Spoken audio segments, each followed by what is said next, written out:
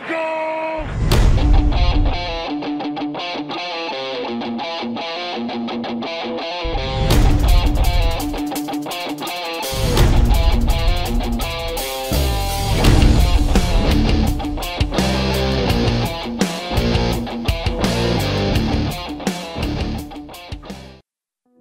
What's going on, Cowboy Nation and Angry Cowboy fans around the world? Y'all know who it is. It's your man, the Angry Cowboys Fan, and you are listening to the Angry Cowboys Fan podcast, the place to find my Raw and Uncut in podcast form. On today's episode of First Take, Bart Scott, Matt Barrie, and Shay Cornett talk about the importance of CeeDee Lamb's contract getting done sooner rather than later. During this segment, Matt Barrie and Shay Cornett have a good back and forth about the situation. So we're going to take a listen to the two clips that I got for y'all, and then y'all know what we're going to do. Gonna come back and unpack this Raw and Uncut. So, Angry Cowboys fans, let's go ahead and take a listen to Matt Barrie.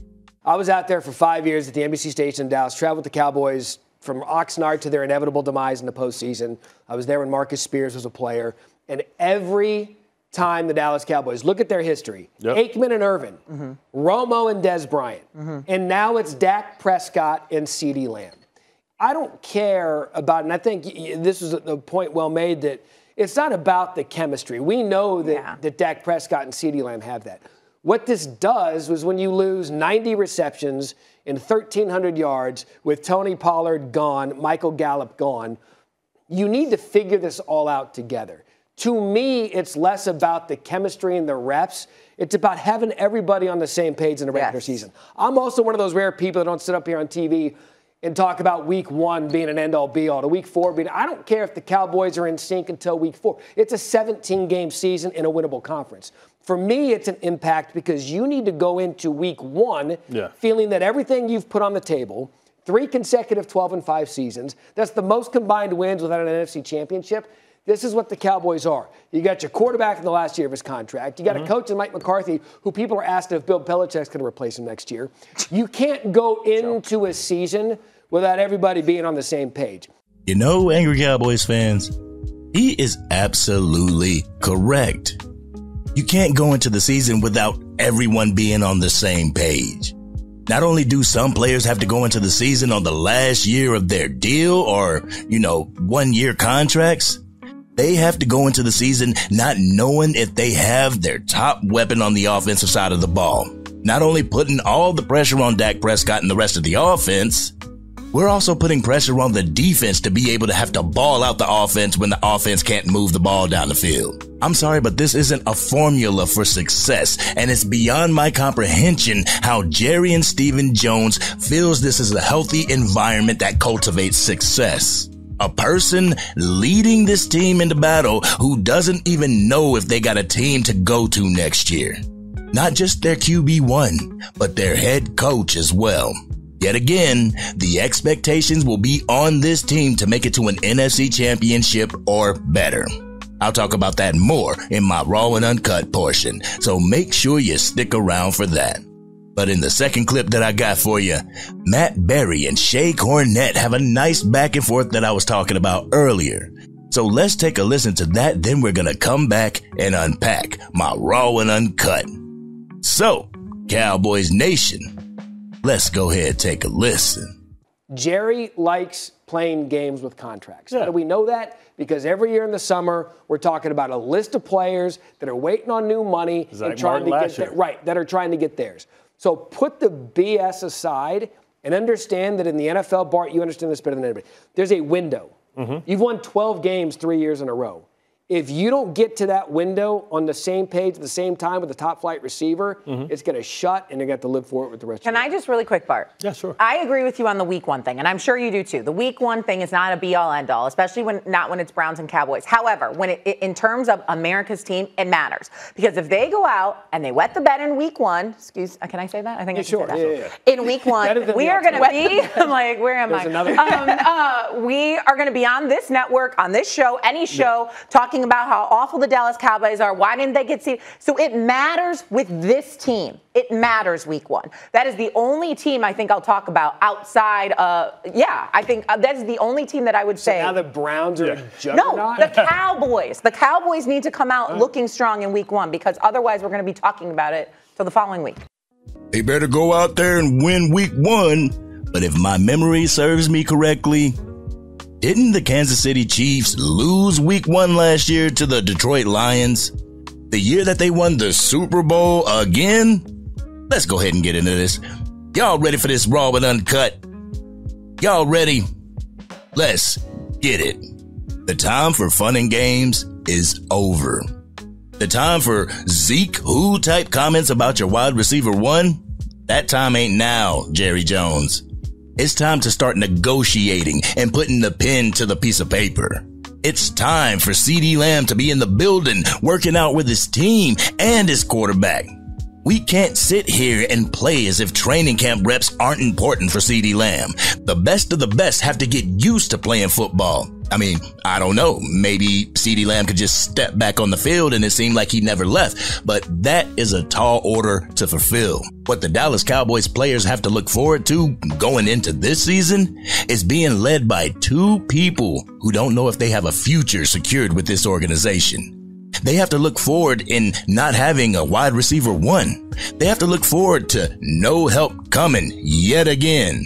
Most of all, they are looking forward to everyone expecting them to finish the job with a Super Bowl. I swear, this organization is so ass backwards, Cowboys Nation. They have had a chance to get this deal done on numerous occasions with CeeDee Lamb as well as Dak Prescott. But here we sit waiting. Technically, CeeDee Lamb is still under contract, which means he still has an obligation to fulfill with this team.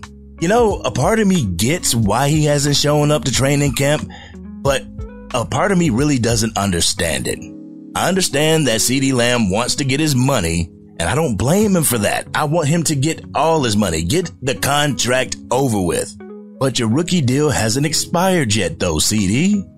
I would be in total agreement if the Dallas Cowboys were threatening to franchise tag CeeDee Lamb or something after the old contract ran out.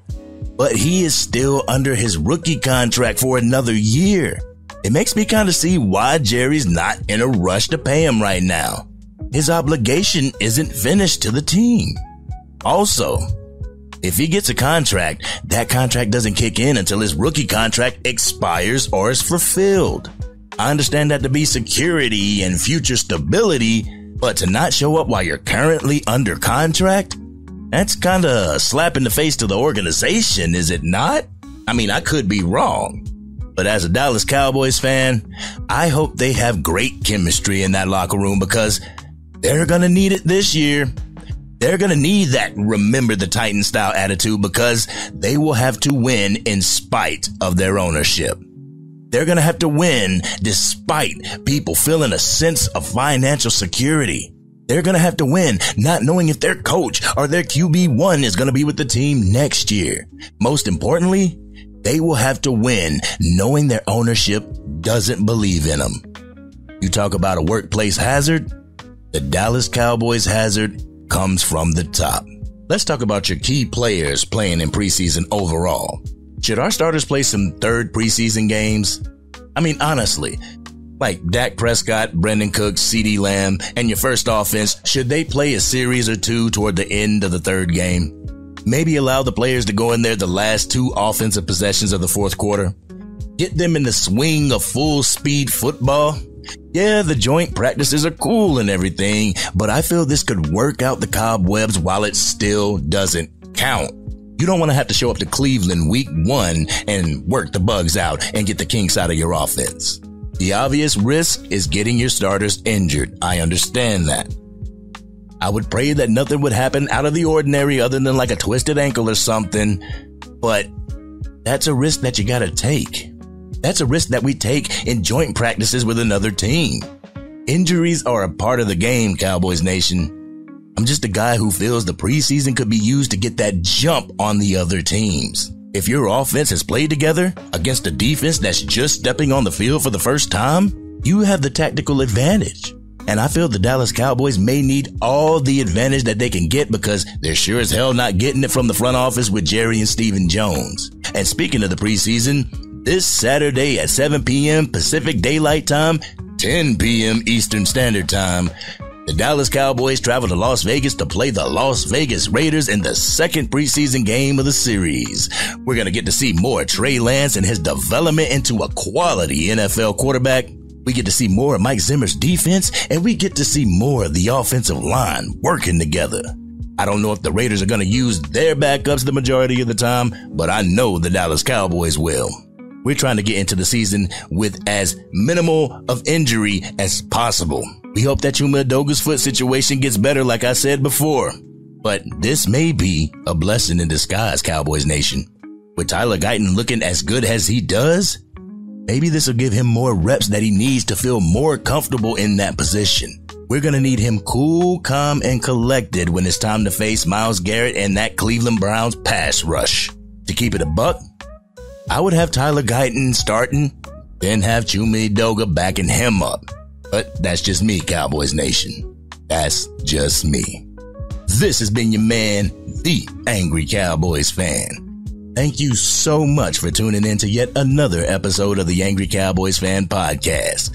Podcast episodes will be coming even more when the regular season starts, but I want to know your thoughts about this episode. Let me know you're raw and uncut in the comments section. If you're digging the content and want to help get it out to even more Dallas Cowboys fans, drop a like on the video and share it with your friends who are Cowboys fans. If you are DC for life and will root on our Dallas Cowboys no matter the outcome, hit that subscribe button. Hit the bell to be notified whenever I go live, release a video, podcast episode, and also college football and Madden 25 gameplay. To a person who needs to hear this, thank you for being you. This has been your man, the Angry Cowboys Fan, and I'm out.